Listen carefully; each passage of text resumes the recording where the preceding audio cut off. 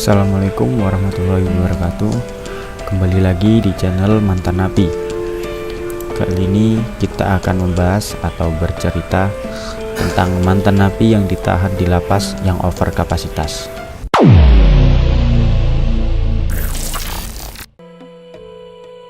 Kehidupan narapidana di dalam jeruji besi itu tidak mudah. Apalagi jika narapidana tersebut bukan seorang politikus atau mantan koruptor dengan uang yang banyak. Hidup di kamar yang sempit dan sengap menjadi kehidupan sehari-hari. Dengan inisial MI, pria berusia 29 tahun asal Tangerang, Banten, bercerita mengenai pengalamannya menjalani masa tahanannya di sebuah lapas di kota Tangerang karena terjerat kasus narkotika. Dia bebas pada beberapa tahun yang lalu setelah menjalani masa tahanan selama sekitar 1 tahun. MI mengaku mengalami sejumlah pengalaman yang menurutnya pahit saat berada di dalam lapas. Namun, dia menyebut pengalaman itu juga bisa menjadi pelajaran atau evaluasi buat dunia kelapasan yang selama ini menurutnya telah berjalan secara sistemik. Masalah yang disoroti oleh pria yang kini bekerja sebagai karyawan swasta itu terkait dengan masalah kelebihan kapasitas atau over capacity yang terjadi di lapas yang dihuninya. Masalah itu menurut klaimnya juga terjadi di banyak lapas yang ada di Indonesia. Dia berujar kelebihan kapasitas terjadi di kamar sebuah blok huniannya. Kamar yang seharusnya berkapasitas 4 orang malah dihuni oleh 8 hingga 10 orang. Idealnya tempat untuk lapas tersebut adalah 4 orang. Kenyataannya bisa sampai 2 lebih atau 2 kali lipat.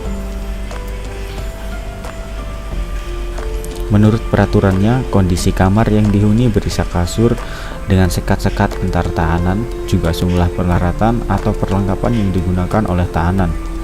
Kamar tersebut berupa tembok sisi kanan, kiri, serta atas, sementara bagian depan berupa jeruji besi. Dia melanjutkan selain di kamar, ada juga tahanan yang menempati aula atau disebutnya sebagai lokasi penampungan yang menurutnya kondisinya lebih parah. Mereka yang menghuni di aula merupakan para tahanan yang tidak mendapatkan fasilitas kamar untuk ditinggali, sehingga harus hidup bersama-sama dalam satu ruangan dengan banyak orang. Kondisi kelebihan kapasitas tersebut sangat mudah menimbulkan gesekan sosial antar tahanan. Pasalnya, semakin banyak kepala, maka semakin banyak juga karakter di dalam ekosistemnya. Jika ada ketidakcocokan, maka akan muncul banyak masalah sosial sehingga menimbulkan kekerasan. Tak ayal terjadi ketindakan kekerasan akibat kondisi tersebut. Terlebih jika ada geng-geng di dalam blok atau kamar-kamar tertentu. Hal itu tidak menutup kemungkinan munculnya kerusuhan di dalam lapas. Kondisi kerusuhan di lapas menurutnya bukan pemandangan yang awam bagi para tahanan. Masalah tersebut kerap terjadi karena berbagai hal, selain karena masalah sosial yang muncul akibat kelebihan kapasitas, juga karena masalah ekonomi berupa hutang piutang. Hal itu juga dialami oleh pria berinisial A yang juga merupakan mantan napi di salah satu lapas di kota Tangerang. Berdasarkan pengalamannya, sering muncul perseteruan antar tahanan di dalam lapas yang membuat kondisi lapas semakin terasa sumpek dan amburadul. Menurutnya, meski berada di dalam tahanan, para narapidana juga memutar otak untuk dapat berpenghasilan. Selain mengikuti sejumlah kegiatan lapas seperti pembinaan, olahraga, serta aktivitas pribadi, para tahanan juga berpikir cara untuk mendapatkan pendapatan untuk memenuhi kebutuhan sendiri ataupun kebutuhan keluarga di luar lapas.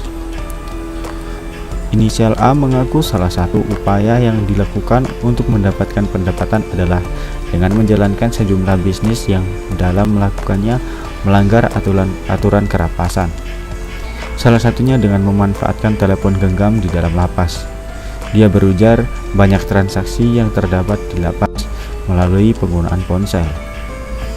Masalah sosial dan ekonomi yang muncul di dalam dunia para tahanan di lapas seiring dengan kondisi overkapasitas, menurutnya sangat perlu diperhatikan oleh pihak-pihak terkait.